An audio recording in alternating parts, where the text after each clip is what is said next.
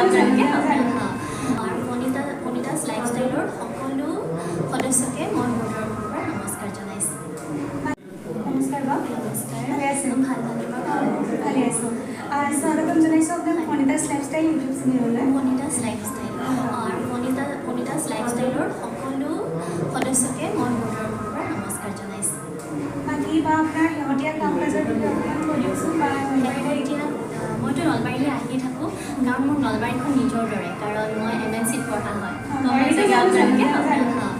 MNCত পঢ়া, গতিকে মই 5 বছৰ নলবাৰীত আছোঁ, হায়াৰ ছেকেণ্ডেৰীৰ পৰা গ্ৰেজুৱেশ্যনলৈকে। আৰু নলবাৰীত মই যোৱাবাৰো মুখাংকন কৰিছোঁ, কেন্দ্ৰীয় ৰাভানিমুখত আহিছিলোঁ। গতিকে নলবাৰীৰ সকলো মানুহবিলাক মোৰ একেবাৰে নিজৰ।